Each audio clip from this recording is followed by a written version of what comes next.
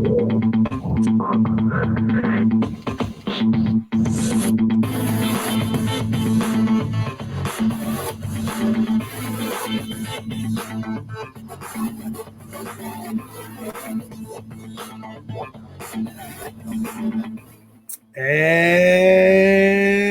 welcome to Education, Leadership, and Beyond, Surviving and Thriving. My name is Andrew Murata, host of the show, and it is show number 88. Excited to be back on with you. We are live on Facebook. We are going to iTunes eventually, and would like to welcome in our listening audience from Disrupt Ed TV and Voice Ed Radio Canada, who are also listening. Thanks so much for tuning in today. And as I said, it's show number 88. Before we get started, I do want to give a shout out to our sponsor for today's show. This is Rocketbook, once again, is our sponsor. We are going to be talking to the great ToddWhitaker today. Todd is all things in the field of education leadership. He has written so many books. I'm in a library right now. I don't know if it's big enough to hold them.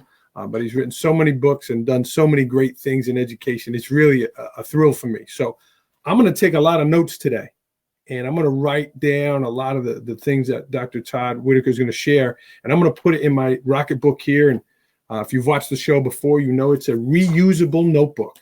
And not only is it reusable, it's also scannable to my Google Drive, my email, a text message, Dropbox, all kinds of things like that. So I basically am going to designate down here where I want it to go, and I will have my notes. I don't want to lose these notes. They're going to be precious. Again, talking with Dr. ToddWhitaker in a moment. So I want to thank Rocketbook for sponsoring today's show.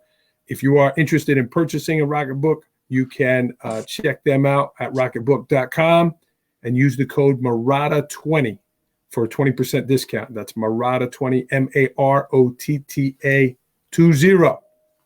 Let's get started. The opening concept today, again, in the field of education or outside the field of education, who is someone that is doing something that you want to do? Someone that you admire, someone whose work you say, man, I want to do that. I want to act like that. I want to, be part of that. And Dr. Todd is someone in the field of education that I've always admired. I started out when I was a teacher. I read, someone said, you got to read this book. Back when I read it, it was only 15. But now there's 17 things there, what great teachers can do differently. This is only one of Dr. Todd's books. And then when I became an administrator, I read the What Great Principals Do Differently. And I said, this guy's got it going on. I like his style. I like his approach. And I have read his book since and followed Dr. Todd, and it's a thrill to have him on the show today. We're going to talk to him here in just a moment. So my message today, my opening point today is, who is somebody that you want to be like? And you got to study the person. You got to follow the person. You have to look at what they do and how they act. Maybe get in touch with them about being a mentor for you, someone that you can bounce things off of or share experiences. Because if they have the things that you want or doing the things that you want to do, ask them, right? So how do you get a mentor? How do you develop a relationship with someone like that? You have to reach out and ask those people. So whether it's in the field of education or outside the field of education, look for those people and do the best you can to see the things that they do and how they do them, right? Whether you're modeling those behaviors or whatever it is. I have several mentors in my life that have helped me. A number of them have been on the show, but it is a thrill for me to talk to Dr. ToddWhitaker today, and we're going to meet him right now. So let's bring him in here, and boom, there he is. Dr. Todd, welcome to Education, Leadership, and Beyond. Thank you. I'm very glad to be here. I'm honored. I appreciate you taking the time to come on, and we jumped through some hurdles here technologically, but we made it. Excellent. And now, is your 20% discount applied to anything or just the Rocket Notebook? Because my wife's birthday's coming up, and I could use a 20% helping code if you could do that. So, well, certainly, maybe if she wants to jot notes for that second book, the Rocketbook might be right for her. But just today, it's only Rocketbook, Doc. Okay, got it. Sounds good. I thought I'd double check. Well, I appreciate you coming on. And if you don't know who Dr. ToddWhitaker is, he is a leader in the field of education and leadership. He has combined his passions with his career, and he's authored over 50 books. He's a professor. He's a former school administrator. He's a former teacher and coach. He's got his doctorate. He's an author. He's a father. That's a lot there, Dr. Todd, that you've accomplished in your lifetime. So we appreciate you being on here today. Well, thank you. And I it's kind of neat. I'm on show 88 because next month is my birthday, and I'll be exactly half that. That's kind of a neat thing for you math teachers out there. Do the math, and then you can kind of question whether that's true. But I'm very honored to be here, and I'm very fortunate to have the opportunity to influence and work with people who make such a difference with students everywhere, and that's just a blessing. Yeah. And Dr. Todd, there's so many things I want to get to, and we'll start with your most recent books. You co-authored 2 books together, and I recently just got the Essential Truths for Principals, and this is such a great read. It's very easy to read. They're shorter concepts. I'm able to throw it in my bag, and you even have a how-to in the beginning of the book, right? How to use this book. Why don't you tell me about the concepts in this book here, and what motivated you to get going with this, your latest book? If any of you know Danny Steele, he's at Steele Thoughts on Twitter. He has tremendous ideas. And one of the things I've always tried to do, this doesn't mean I did it, but I've always tried to do when I write a book, I don't want it to be something that becomes a joke in 3 years. I don't do things that have initials.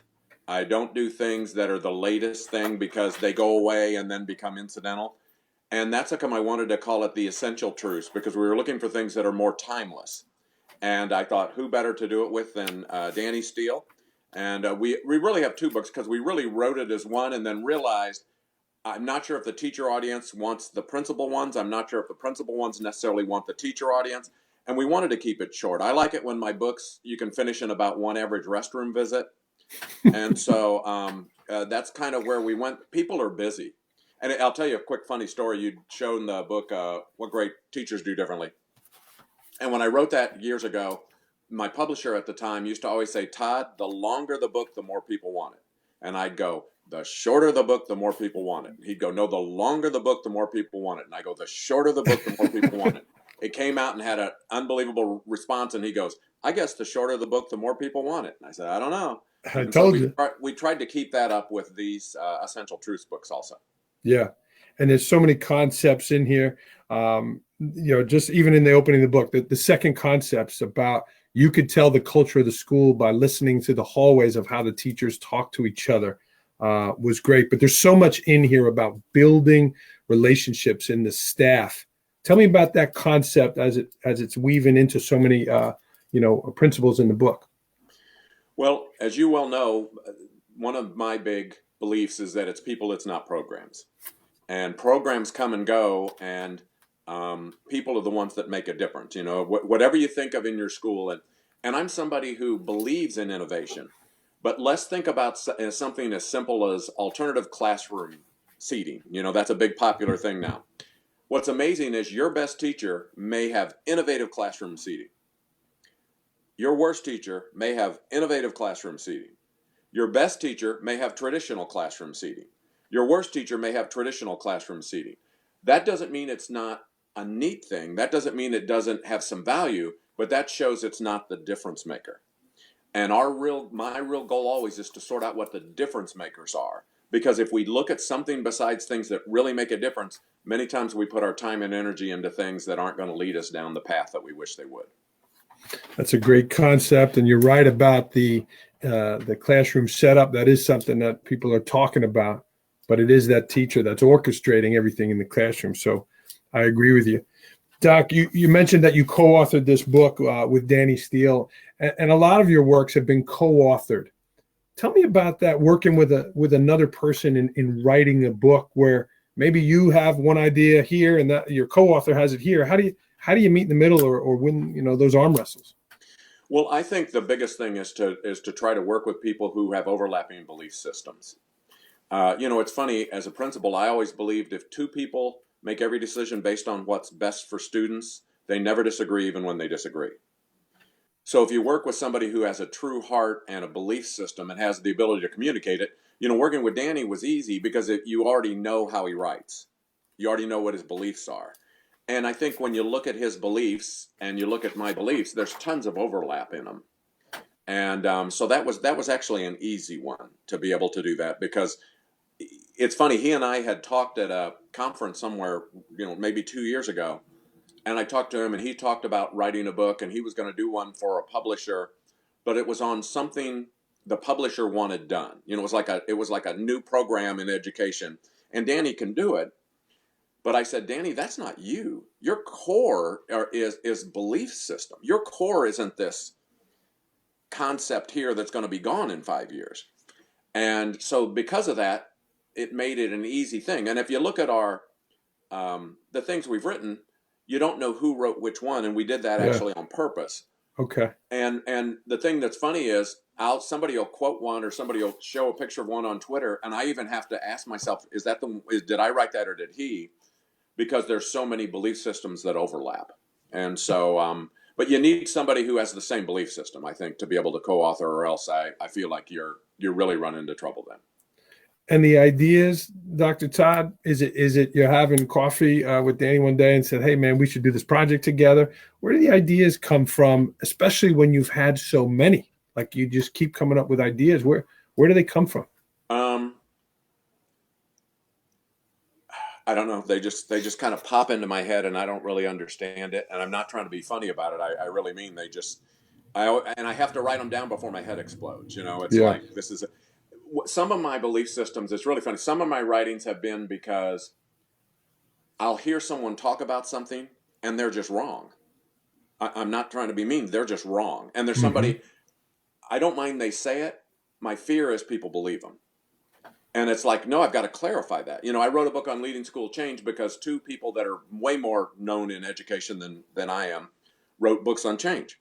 And one of the books on change was, this is what you should change to. The other person's book on change is, this is why you should change. I thought, everybody knows why they should change, and everybody has a vision of what they should change to. Do you know what keeps us from doing it? We don't know how. And so my book was, how do you change, rather than belief systems about change or things like that. And that's really the thing that I try to do in other books. I try to teach you how. I'm writing a book now called How to Get All Teachers to Be Like the Best Teachers, because in my mind, that's the only solution to education. In every school in the country, including New Jersey, in every school, you have a couple teachers that have cracked the Da Vinci Code. In every school, we've done it, regardless of environment, regardless of the principal, regardless of the State Department, regardless of budget. You have a couple teachers that have cracked the Da Vinci Code, which tells you in that environment, it's possible. So rather than looking outside your school, if you could get all the teachers in your school to be like your best teachers, you'd solve it. And it's possible with the same students in the same environment. And once people realize that, now they have a chance of figuring this out instead of. But one of the concepts in there, and it's in What Great Principals Do Differently also, I believe, is teach, don't tell. It's like, I'm guessing, Andrew, you've been told to raise your test scores. And Andrew, I'm also guessing you haven't been holding back on that one either. You know what I mean? I'm guessing you have your test scores up as high as you know how to get them. And if you could get your test scores higher, you'd do it. But if I tell you to raise your test scores, all you do is start to disenfranchise from me, because it gets frustrating. But if I taught you to raise your test scores, you'd follow me around like I'm the Pied Piper. And that's the things we have to understand as leaders, in my opinion, to bring about the changes and to bring about the improvement we want to do. But in your school, somebody's done it. Yeah. So how do we emulate that versus invent that? Doc, and that's great concepts, and we're going to get to the book here now. We are live on Facebook. Our friend Jay Billy is watching, and if you do have a question for Dr. Todd or myself, please put it on there, or certainly leave a comment after the show if you're watching it after it's live. But we are live right now, and you want to put a question, I'll try to get to it. But the next question, Dr. Todd, did this book kind of bring you to the next level? Was this the one that really kind of catapulted things up to the next level? It's kind of funny. My first book was called Dealing with Difficult Teachers. And the reason that was my first book is that's the single hardest thing to do for a leader. How do you deal with a difficult teacher to either get them to change or get them to look at all alternatives? but gain credibility with the faculty instead of lose it. Yes. One of the schools where I became principal, at the end of my first year, my 5 least effective teachers were gone. I didn't document any of them, and the rest of the faculty voted unanimously to extend the school by 20 minutes a day with no pay. And the real concept is, if you do things right, because what happens is the most negative person in a school kills the school, and it kills the peers. The teachers want you to deal with them. They just want you to deal with them in a professional, respectful manner. Yes. So I wrote that, and then I wrote several other books, and then I wrote What Great Principals Do Differently. And that was really a core. And then I heard from so many principals who wanted me to write What Great Teachers Do Differently. Sure. And my wife and I are actually trying to write What Great Parents Do Differently. She's writing it all. I'm writing one chapter called Cut Me a Switch. So anyhow, that's a joke for my counselor friends. Nobody needs to hotline me. That is a joke right there. I'm just letting you know that.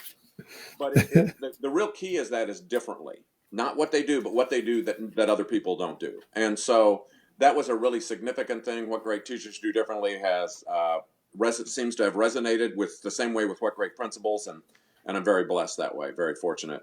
But I don't want you to know the things, I want you to do the things, and that's a different approach. Well, and you're sharing them, and you're doing what you just said, right?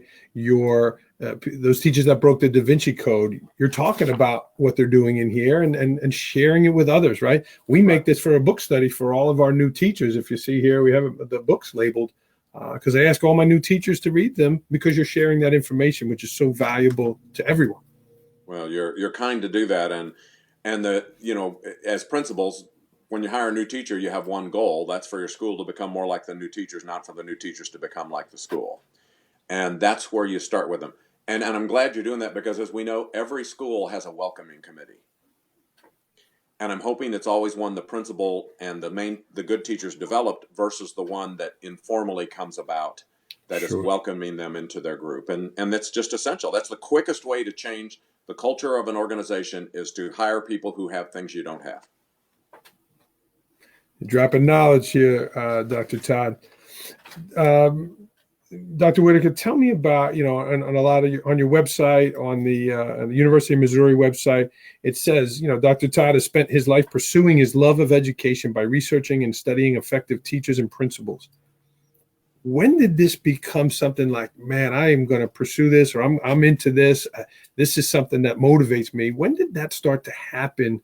Was it early in your principalship? Was it still when you were teaching and coaching? When did you develop that fire to say, I'm into this? It's kind of funny. I got into education a little different. My undergraduate was business administration, and I started law school. And I happened to be dating a girl whose dad was a high school basketball coach. And it was actually the third winningest coach in Missouri high school history. Wow. I had a chance to see the impact he and his wife, who was also an educator, had on the lives of so many others. And I thought, that's what I want to do. I want to make a difference. And so then I taught math and was a basketball coach, and I taught on personality. It turns out other people have lesson plans and stuff, but I think I was okay. But I realized if I could do something to help the other teachers in the school, because I'd have kids that I had in class and that I had on the basketball team, and other teachers would have them sitting out in the hallway or sending them to the office, and I'd be like, if you can't handle this person, it must be a struggle every day to teach. And so I thought, if I can do something to help them, and then I became a principal, and was principal and varsity boys and varsity girls basketball coach all at the same time in a small high school in Missouri. Wow. And then and I really enjoyed that. And then I got married, and the fun ended. And but then I moved. That's a joke too. I don't think my wife's on Facebook. I think she's still on MySpace. We're good. And so then I had a chance to become a principal in Jefferson City, and my wife was a principal in Jefferson City, and she actually has gone to the White House and gotten recognition and all this kind of stuff. And wow. And so that's neat. We have quite a bit of administrator talk around the supper table, as you can imagine. Yeah. But what we do matters. I always think, how do people have other professions that really don't matter? And there's so many professions that don't matter. I'm glad other people are doing it, because I'm glad they're leaving these important ones to the people like yourself and the people who are watching this. But what we do matters. And aren't you glad? I know it's really hard, but aren't you glad you have a profession that makes a difference every day? Because there's so many that don't. and we've chosen one that does. And I don't know how people can't be passionate about it. They've got to, because our jobs are too important. Absolutely. And it goes back to those concepts about building the relationships, making kids want to come to school because maybe they're high-fiving you in the hallway, or you're playing a song on the loudspeakers that they dig, things like that, building that school culture. Are you one other reason they come? Because they're learning a lot in your classroom. I mean, different kids have different things. Culture is not an event. It isn't. Culture is what we do every single day. And I'm somebody, I love events. That's kind of my personality. And that's great if a principal kisses a pig. That is great. But that's not what makes a difference every day. It's how the kids are treated every day. Kids are in homes that are sad situations. They have good days. But it's the people that have that every day that are the ones that are the most well-rounded and most likely to be most significant. And that's what we have to do at schools. It's not about an event. Teacher morale is not an event. Teacher morale is what we do every single day. I've got to make you feel special. I've got to make you feel important. I've got to support you and make you feel valued every day. Because if I don't, then it's going to be tough for you to do that same thing with the students. You wrote that in concept number 42 here in this book here about it's an everyday thing. It's not, we have National Teacher Appreciation Day is coming up here May 7th, but it should be every day by doing those little things to support teachers. So that's one of your concepts in here. Dr. Todd, you're talking about making an impact on people, and you've now taken it to the next level and the next level. You're making an impact on leaders now, working with leaders and inspiring leaders here. Are we having Am I upside down on your screen? Because I've had to plug my phone in because it's about to die. You are now upside down. We've turned things upside down here on Education. Hang on a second. Let me try this. I apologize. That's okay. How's this? That's good. You're back to it. Okay. You were about to die there in Missouri? Yes, I am. And we'll see. I don't have my glasses on, so I can't even tell if it's charging, but we'll see here. What I was going to ask you, Doc, and I appreciate you adjusting the technology. We're making it work. We're charging. We're good. We're good. You're back to it. Yes. Okay. Teaching leaders now. You're teaching leaders like myself who followed you and read your stuff and read your books. One of your presentations is the 3 rules of leadership. Without telling us the whole presentation, what are those concepts built around? Sure. I'll tell you. There's 3 things. Every decision you make, you need to ask these 3 questions. And I don't just mean you, Andrew. I mean everyone needs to ask these 3 questions. What's the purpose? Will this actually accomplish the purpose? And what will the best people think? And if you start with question 3, you oftentimes don't have to ask question 1 and 2. Wow. That's the core of every decision. What's the purpose? Will this actually accomplish the purpose? And what will the best people think? And I like that you focus on the best people, not the loudest people. Right. Everything changes because of the best people. If you think about this, for any principal, the best teachers are the only ones that are always on your side. They are. And the other thing the best people do, when we talked about coming to class, they do it every day. They don't do it when they're in a good mood. They don't do it based on vacation. They don't do it based on class size. They do it every day because they know the students deserve it. And the drumbeat that I would like in leaders' heads is every decision, ask yourself, what do the best people think? What do the best people think? What do the best people think? What do the best people think? Because if they don't like it, you don't do it. Because the very best people have a global view. They don't want them to be successful. They want everyone to be successful. And most people have a self view where they'd like them to be successful, and it'd be great if other people were successful. And then ineffective people have a completely different view than that. But the best people have such a well-rounded view, and that's part of where Shifting the Monkey came from, if you're familiar with that book. I was just getting to it here. I lost the cover here, but this is it. There you go, yeah. yes. Yeah. They in Shifting the Monkey, I talk about blanket monkeys. And blanket monkeys are where instead of dealing with an individual person, we throw it on everybody. And that kills your best people. Because your best people want these people dealt with. They just want them dealt with in a professional and respectful manner. Yeah. And think about a faculty meeting. Has anybody ever had a faculty meeting where the principal's talking to all the teachers about one teacher that's doing something wrong? And the principal's going, sometimes some of you are late, sometimes some of you, sometimes some of you are late, sometimes some of you. And guess who's most worried? The best teacher. And you know what they're thinking? What are you talking to me for? Why don't you talk to, they're not even here yet, And so when we do that, what happens is we start to disenfranchise and chip away at our ineffective people. I mean, at our best people. Yes. The other thing I think that's unbelievable in principals, and I just don't understand this, average principals expect teachers to stand up to their negative colleagues. That's not their job. That's the principal's job. Yes. The teacher's job is to do what's right, even when their colleagues do wrong. I compare it to children. Do you have any children? I do. I have three Okay. of my own. Yes. Do you expect your children to fix their friends? No. Do you expect your children to do what's right even when their friends do wrong? Absolutely. And that's a tough enough standard, isn't it? And that's exactly what the whole concept of shifting the monkey. I never do anything that the good people aren't going to like and support because I can't lose them. They're the first people that can leave an organization, and they'll do it because they have confidence and they know they can do something else. Yeah. And they're the ones that are valuable. Instead, we so often cater to people that are, like you said, the ones that do the most complaining. And the thing we have to realize is we can give them anything and they're still going to complain. And so we've got to focus on the best people. People don't quit their jobs, they quit their bosses. And the best people always want to make a difference. And if they feel shuttered in, if they feel limited in your organization, they're going to go somewhere where they don't have those inhibitions because they want to make as big a difference as possible. And Dr. Todd, I'm glad you brought up shifting the monkey again. I lost the cover here, but this is it. You touch on so many things in here that are difficult for leaders, especially new leaders, right? The motivating stuff is fun. It's energizing. You're making people better, that kind of stuff. But this is some of the real hard stuff in education. And you go right at it in here. You had some salt and pepper when you wrote this, didn't you? Yes, and what's funny is I've written 2 books for the business world, and that's one of the 2 books.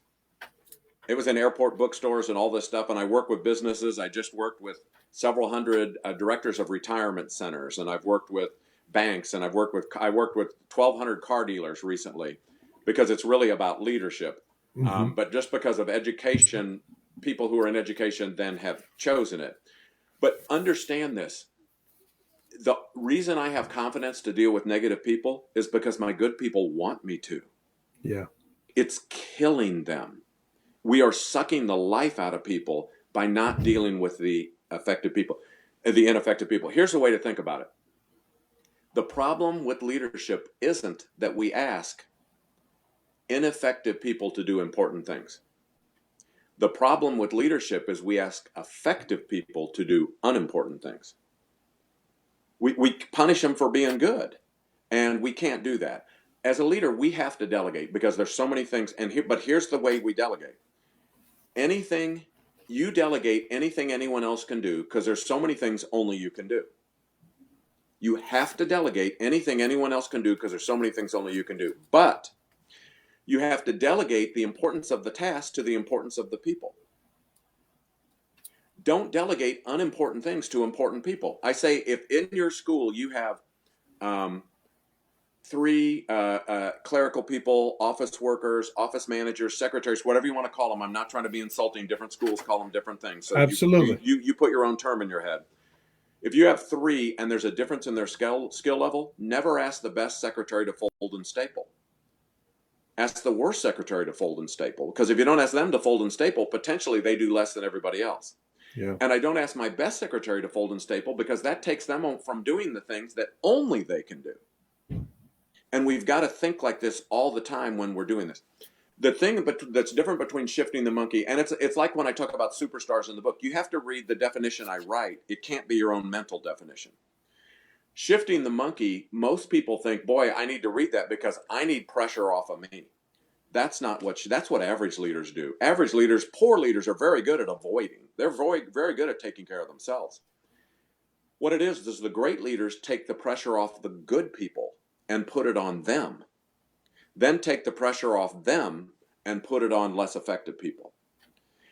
And it's not the great people's job to put it on the ineffective people. It's your job. Every time I'm around a great employee, my goal is to take a monkey off them and put it on me.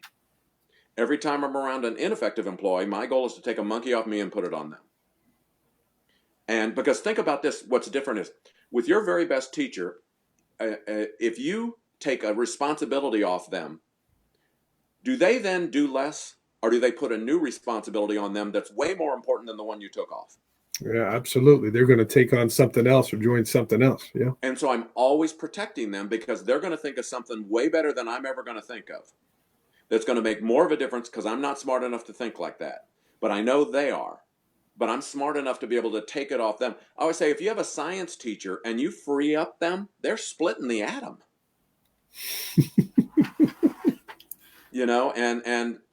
And it's the same way in schools. I want risk takers. I have 3 children. I teach my 3 children this all the time. A follower is never going to cure cancer.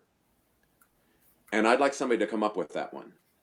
But it's going to be a risk taker. It's going to be a person who has some genius in them. It's not going to be a rule follower because the rule follower is going to just follow the rules, and that didn't lead to us curing cancer before. It's got to be somebody who thinks differently than everybody else. And I want to free them up so they can think differently. Standardized testing. The biggest cost in standardized testing is it holds the great teachers back. Yeah. That's the cost. We think it's about ineffective people or low social. It holds the great teachers back. Sure. What happens is they don't split the atom because we're testing photosynthesis. They don't do we're worried about keeping it.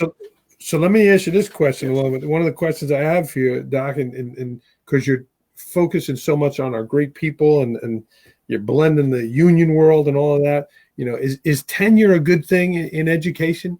Because this is one of the frustrations that I have, that there's a percentage of people that it's very difficult to remove them from a position, especially here in New York. Do you think it's a good thing in education? Andrew, I think leadership's a good thing in education. Here's the thing I have about tenure. This is so funny to me, and it's one of those deals. We think the reason we have ineffective people is tenure.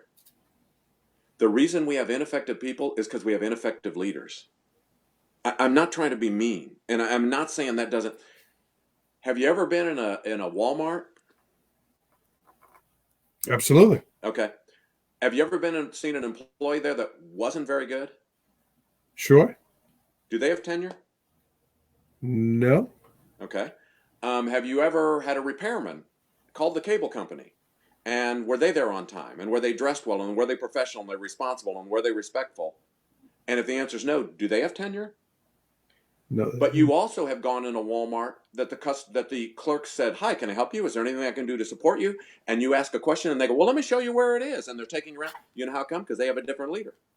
They don't get paid different. They don't have different tenure. They don't have different laws. They have a different leader. And I'm not saying that there's never been someone who hides behind that, because there's always someone who hides behind something. But the other thing is with the leader, that I've learned, I've got to teach the heads of the union how this person hurts you too. Mm-hmm. This person hurts you too. This hurts all of us. We need credibility. We need to be effective. And when we teach them that, sometimes that can help people grow. So I have a question there. Do you have at least a couple of good teachers in your school? We got many. Yeah, and tenure had nothing to do with them being good, did it? No, that was something that they picked up along the way, but weren't even worried about. And my guess is, if you have ineffective people with tenure, my guess is somebody let them achieve it, and they probably weren't flying high at that point either. You're 100% correct, Dr. Todd. So things like that I understand the debate, I truly do, but sure, that's not going to solve things. Sure. Doc, let's ask about you personally here. Again, it's a thrill for me to have you on the show. And again, if you're watching live and you want to leave a comment or a question for Dr. Todd, please do so. But how about you personally, Doc? Things that you do now, you've been doing this so long and you've helped so many people along the way. How do you continue to sharpen your saw? What are things that you do even now at this point in your career that are continuing to help you get better? I'll tell you a quick story. I knew a teacher that taught 5th grade for 43 years. Wow. And phenomenal. I mean, truly phenomenal. Like as good a teacher as you're ever going to see. And at her 43rd year, I asked her, I go, how on earth do you still care and try so much in your 43rd year? She goes, this is my 43rd year of teaching fifth grade, and it's their first year of taking it. I don't know how people don't stay this way. I mean, I'm part of it is I'm so hyper. I'm in 11 states. I'm not allowed to have caffeine, and things like one of my books, believe it or not, it's called Feeling Great, and it's about taking care of yourself physically. It's Mm-hmm. funny because I like titles, and I wanted to call it Everybody's Been on a Diet. And my publisher said, no, I've never been on a diet. And I'm like, but everybody knows. And we called it Feeling Great. It's one of my worst selling books. And I love the title, Everybody's Been on a Diet. And I wish I'd have stuck it out with him. So every day I take, like this morning already, believe it or not, I've run, lifted weights, and swam. But I did that when I was a principal. Every day when I was a principal, I'd run at 5:15 in the morning. I'd run 7 miles at 5:15. And I'm slow. I'm not in shape. I'm not anything. It's just making myself. 7 miles every morning. Yeah, 7 miles. And the thing that was helpful is if you run 7 miles and it's snowing, that angry parent doesn't rattle you if your life depended on it. And I don't mean you don't care. I'm not trying to be insensitive. It just doesn't rattle me. And so that's so important to me. I do 365 days a year, and I've done it for lots and lots of years. Most of my 44 years I've done it. And I'm joking about the 44. That was an earlier joke. I was just tying back to 88, man. Tying back. And that's real helpful for me. But I just care. It's really funny. I just care. That's it. I just care a ton because what we do matters. Wow. And that's it. So do so many people watch. And I don't mean I'm any different than anybody else, but that's my driver. Yeah. Something happens and it's just in me in a second. And I'll call somebody or ask them and it's funny about writing books because I've written a lot, but I've never read any of them. And it's because there's something in me and I've got to get it out. And once I'm done, I can just go on then. I don't even look at them or don't care. And it's what's the next idea. Yeah, you're moving on. Yeah, it's just weird. I'm weird in lots of ways. Somebody told me the other day I'm the only person they've ever known who's written more books than they've read. And that's close to the truth, let me tell you. Doc, 5:15, you mentioned you run. You've been doing this forever. Great leaders have great morning routines. What are some other things that you revolve your mornings around to help you be more successful? I think it's mentally thinking through what things make the most difference. And that's where the running or the working out comes into play because I'm able to sort.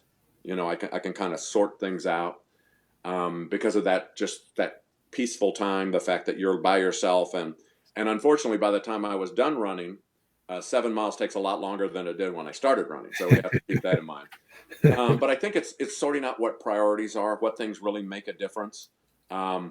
Every decision, even if I'm going through this, I'm thinking, what will the best teacher think? What will the best teacher think? What will the best teacher think? A little tip for people dealing with negative people. I always say the key to a difficult conversation is to make sure it's difficult for the correct person. If I didn't do anything wrong, why on earth would this conversation with this person be difficult for me? Mm-hmm. And I'm not talking about accidentally did something wrong. I'm not talking about somebody who wants to repair. You know what I'm talking about, somebody who's chronically doing this. The other thing that's been a blessing for me is both my girls and my wife are diehard educators. My girls and I have written 2 books together. And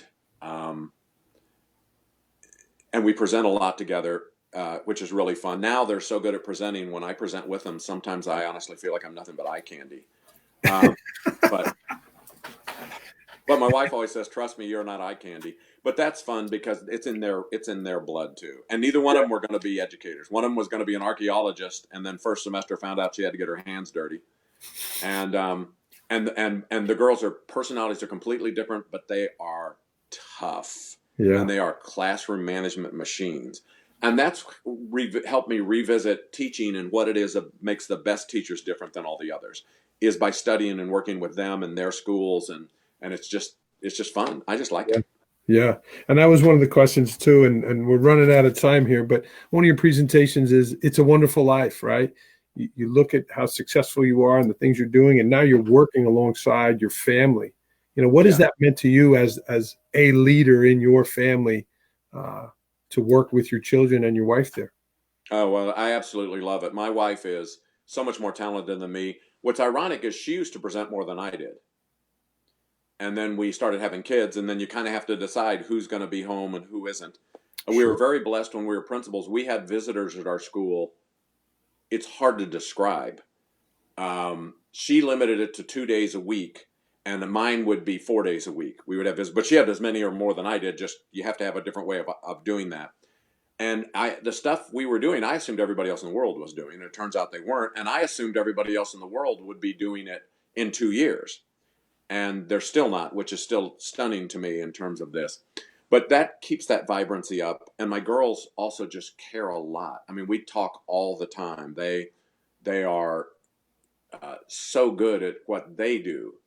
And so it's just incredibly fun. It's This it's is it's it's great. it's really a treat. And then my son's at New York University, I'd mentioned, and Sure. we don't know what path he's going down. He graduates next month, but his very favorite thing to do is tutor. So one never knows. That's teaching. Yeah. Absolutely. Doc, one more question, and then we're going to get to our rapid fire here. You've held a lot of different positions in your life, and you've mentioned the coaching hoops and teaching math and being a principal and now a professor. You changed from Indiana State to Missouri. You changed out of being a teacher to a principal. When did you know it was the right time to make those changes in your life? To me, it's always looking forward, not back. I'm not someone who looks in the rearview mirror. I'm always a windshield guy. And for me, I'm teaching, and I thought I got into education to teach, to make a difference. That's why. But I thought I could make more of a difference if I could help all the other teachers in the school than I could do what I could do in the classroom. Then I became a principal, and I was assuming everybody's doing this stuff, and I realized that not everybody was doing this stuff. So I thought if I could teach principals how to be more effective and help develop them, that would make more of a difference than me being a principal. And then this whole thing with speaking and writing books, because I'm not a good writer. I'm the only author, and this is a true story. I'm the only author that my publisher sends the books to the editor before they send them out for review, because otherwise all the reviews come back and just say they're hard. I can't read a word of it. They doesn't have any noun verb agreement, and they're right. But I thought, how can I make more of a difference? And I really only write things down so you know exactly what to do. I don't write them down for any other reason. I write them down because I want my book dealing with difficult parents. I wrote because I wrote it for my teachers in my school. I was principal of 3 different schools, and the teachers didn't know what to say to parents. And I don't want them calling parents if they don't know what to say, because I Sure. don't want you to lose confidence if it doesn't go well. So Mhm. it's just expanding, trying to make a difference, have a positive impact on people. That's a great answer, Dr. Todd. And I mean, we could go on here and extend the show for days here. You're sharing so much knowledge, and I've filled up this book here with notes here. Would you mind Um, mentioning the sponsor again? yeah, well, we give Rocket Book again, and with all the Okay. writing you do, seriously, you might want to look at it. It's great. It's a reusable notebook. Yeah. It's great. I have my cloth here, and then I'm going to designate this, and I'll share it to you when we're done, so you have the notes. But you designate where you want it to go, That is and that way, amazing. That's yeah, really cool. you don't lose the stuff. And I love, because as a principal, you're always on the go and that kind of stuff. So Marada 20 will get you that discount, Dr. Todd. Sounds good. All right, let's get to rapid fire here. Okay, these are quick answers, Doc. What's the last book you read? I'm a true crime guy, so some version of a true crime story. I don't even know which one. Some kind of true crime novel. I read a lot when I'm traveling that way, and I'll read them. Sure. Are you a Grisham fan? No, I only like true crime. Oh, I'm okay, not a fiction guy. gotcha. Okay. Last movie you saw? I just saw Shazam, Okay. and right before that, I saw Gloria Bell, and right before that, I saw Green Book. But my son is really into movies, so he sends me a list of stuff I have to see. So I go see it, so he and I can talk about it. Oh, there you go. Very cool. You've traveled all over the world presenting and educating. Where's your favorite place to travel? Most beautiful place in North America by far, in my opinion, is Banff up in Canada. It's the Canadian Rockies, and I absolutely love it. I do a lot of overseas traveling with my kids, but I don't go overseas unless somebody will go with me, because I don't want to go, and I have no interest in taking a 16-hour flight, speaking 2 hours, and flying back by myself. But if somebody wants to Sure. go with me, that's great. So Yeah. my wife and I are going to Australia, so we're excited. My whole family's gone to New Zealand because I spoke there a few years ago. I remember talk about long flights. We were flying, and my daughter Madeline goes, "Dad, are we going the long way?" Um, I said, Madeline, it seems like it. So, but I love new places, and I love meeting people, and people are the same everywhere. People think people are different here, wherever they're at, and they're incorrect. People Sure. are the same everywhere, and that's a blessing. We've talked about so much of the things that motivate you and you're passionate about. What's something that gets under your skin and still is a pet peeve of yours? Uh, Complainers, people who root against things. We all know people, and some of them are in significant roles that would rather you lose than them win. And we can't live our life like that. We can't be like that. We can't have a dark heart. And when we do, we make dark decisions and the wrong decisions all the time. And that's something that I don't like. I always think if it's good for you, then it's good for the world. If you feel better, I want you to do that. I don't compare that way. I don't get mad when somebody else wins the lottery. I quit fantasy football. I love sports, love them, but I quit fantasy football because I found myself rooting against players and teams, Hmm. and there's no fun. Absolutely. I cannot stand rooting against players and teams. So that's a weird thing, but just one of those deals. I don't want to look at the world like that, and I try not to. And when people do that, I feel sorry for them and their family and their organization if they're a leader of something. That's a heavy burden to carry. Absolutely. What's the best purchase under $100 that has had the greatest impact on your life? Besides the Rocket Notebook, I don't know. I'm not really a buyer. I am. I mean, I like to buy. I don't really like to shop. I like to buy, which is one reason my wife likes me. One of the few reasons. Okay. I'm looking around. I'm not sure what the best. My personal idol is Whitey Herzog, Oh, and wow. so I love the book The White Rat by Whitey Herzog, and he's my personal. My oldest daughter. You talk about a sports fan. My oldest daughter is named after him, and her middle name's Darrell, and that's his real first name. How about that? And I won an auction years ago to support Joplin, Missouri after the terrible tornadoes to spend the Mhm. day with Whitey Herzog. And he literally could not have been nicer. Wow. And we spent the whole day, gave me his home phone number. And my daughter, Catherine Durrell, sent him a graduation announcement. And he wrote back with an autographed picture and said, "To the only Durrell I know with a college degree." And I hadn't That's a seen good. him for 5 years. I saw him at a basketball game just coincidentally last December. I walk up and he goes, "Hey, Todd, how's the other Durrell?" So Wow. that is Whitey Herzog. He's truly a genius, and my leadership, anything I could do to emulate that, because he's very straightforward, but not in a mean way, just Yeah. very straightforward. And I've always tried to. Here's the way I think of it. I think a great teacher wants to know if they were doing something wrong. So I'm assuming an ineffective teacher wants to know if they're doing something wrong, because I've got to treat everyone like they were great. And if great people want to treat everybody like that, or how do they have a chance of becoming great? And that's kind of a Whitey Herzog thing I've learned from the way he approaches people. That's great, Doc. And that goes back to the opening concept of who is that person in your life, and that you do that for a lot of people where you're at now. But that was great that you shared about Whitey. That was cool. Yep.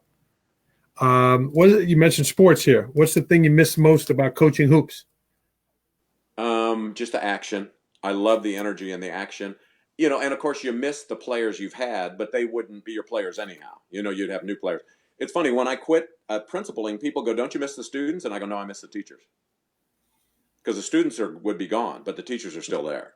Mm. And so probably the interactions that way, and the um, everything I do is really, how do you get people to do what it is you want them to do? And that's the thing I loved in coaching, is figuring out what our team needed, and then how do I get people to do it. I just enjoyed that tremendously. It's a lot of fun. I coached my kids' youth teams for years too.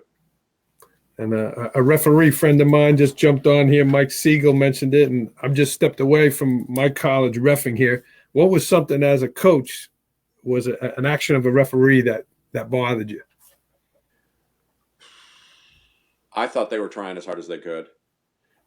Maybe either I not would I hustling, would think you would treat them pretty good based on talking to you today. I would think you're pretty fair to them. not hustling, or losing their temper.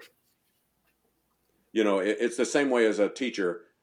I always say, when it's in a classroom, when a student's misbehaving, the teacher needs to make sure the student's the only one misbehaving, and the referees have a higher order than everyone else. It's like the policemen need to be better citizens than the citizens, And the referees need to be better than the players and the coaches in the way they act toward them. And I don't mean that someone should mistreat them. They have to do that. The principal has to behave better than everyone else in the school, because else you lower your standard to that.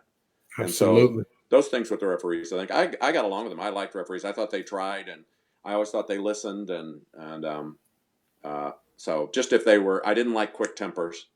Like if a player rolled their eyes and the referee sought them out. I didn't say the player should have done that, but the referee shouldn't have, in my mind, shouldn't have sought them out on either team. I think it's the same thing. Absolutely. Doc, we've talked about so many of your successes today here on the show. What's been something that's been a hurdle for you or a challenge in your professional career? That's a good question. Kind of, some of it is, I do a lot of speaking and traveling, and I don't have any people. It's just me. And so kind of handling all of it, but yet trying to provide people with what they need. I've always sad leaving something. I loved teaching, and that was sad. I loved coaching, and that was sad. I loved principaling, and that was sad. It was always a difficult decision. Probably the hardest thing I ever did, and it's funny, we just had an anniversary of the school. I opened up a new middle school in Jefferson City, Missouri, Lewis and Clark Middle School. It's not new now, but I opened it up. And I got to hand select all 95 faculty members. I designed everything in the school and left at the end of the year to go to higher ed. But I thought anyone could be principal here now. It's the idea. And that was really a hard thing to do, because the people were so good, and it was beyond any, there's not a school in the country that's even up to the point where it was multiple years ago, because of the innovative people that we had there. And that was really hard to do that. Yeah, that's fantastic. Doc, what's a short-term personal goal for you? 3 to 5 years. 3 to 5 months. Sorry. Okay. Besides weight, and I would like you to make a note on the Facebook, if you could, that the camera adds 10 pounds, and there's like 9 cameras we're using right now. So do the math on it. High technology today. A short-term. Well, I'd like to. We had our first grandson, which is great. Yeah, my only fear was I wasn't going to like the kid. Turns out I do.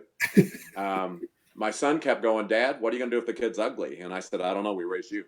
One of my daughters is moving closer to us, which is very exciting. Both of them are in Missouri. That's why we moved back to Missouri. We're from Missouri originally. Both my girls settled here kind of by fluke chance. And so that was it. I have several writing projects I'd like to do. I'd like to finish How to Get All Teachers to Be Like the Best Teachers. Because in my mind, that really is a crowning overview of what I'm trying to accomplish. I don't know if I'm going to call it that, but that's what it is. I don't know. Work-life balance. Everybody always has that challenge. Absolutely. I swim every day. I swim 100 laps every day, which is a lot in our pool, but I can't breathe underwater. I don't know how. And so my goal is to learn how to breathe underwater. But the thing I've learned... Isn't that an oxymoron? I'm a moron. I don't know about that. The other thing that's funny is I've learned this. If you can't swim, swimming is an unbelievably good exercise. I go to an indoor thing during the winter. I mean, I open my pool. It's 30 degrees out. And I heat it and I jump in the pool if it's as long as I can cut out the ice. And I swim at an indoor pool during the winter. And I'd go up to the lifeguard and I'd go, "You might keep a close eye on lane 3. I'm just letting you know, this lane 3, And at first they thought I was kidding, and then they'd keep a close eye on lane 3. So I was pleased. Wow. Well, Doc, this is certainly the longest podcast I've had. We just reached over an hour, but it has been a treat. Again, leave us a comment or a question, and certainly we'll get back on there for you. Doc, you've helped so many people, even making the time today to be here with me on Education, Leadership, and Beyond. How can people reach out to you if they did want to get in touch with you, whether to hire you as a speaker, things like that? What's the best way to get in touch with you? Anybody ever wants to visit, contact me, because sometimes our jobs are lonely, and I don't want you to feel lonely. And I really don't want you to know this stuff. I want you to do it. ToddWhitaker.com is my website. All my contact information's on there. And on Twitter, I'm at ToddWhitaker. And those would probably be the 2 easiest places. But I love hearing from people. I love feedback from people. And I just care a ton. And I love to hear from really good people, because they care a ton also. And I'm honored to have a chance to been on the show with you. Great. And our friend Jay Billy says here that we should go back and reread your books since they're so long, right? But to go back and reread this. And I think I'm going to do this over the summer here. One of the first books I read of yours. Doc, how about you give so many quotes here today? You know, is there a quote that is something that's important to you or something that you live by? You said so many today, but is there one that really sticks with you? The best thing about teaching is it matters. The hardest thing about teaching is it matters every day. The last thing, just because of time, I'm going to mention this. Somebody called me about 3 years ago, a principal who's a friend of mine, was one of my former teachers, and he said, how do you keep students from acting like the school year's over? And I said, keep teachers from acting like the school year's over. And so that's kind of it. Another one of my favorites is change is inevitable, growth is optional. This is great, Doc. This is great. I like the end of the year one. We're approaching that time where people get that little itch. So, yep. Well, this has been great. This is Dr. Todd Whitaker. He left his Twitter handle. I'm at Andrew Murata 21. Certainly, if either one of us can help you, but it's really been a treat. Doc, thanks so much for coming on, and let's continue to go out and make change in the world and continue to have an impact on people. Thank you so much, Doc. Thanks for doing what you do. It makes a huge difference. Here we go. We're going to sign off here on Education, Leadership, and Beyond, Surviving and Thriving.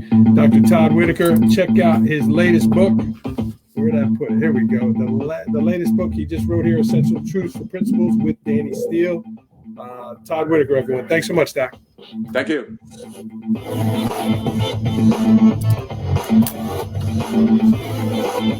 Stay on the line a sec, Doc. Stay on it.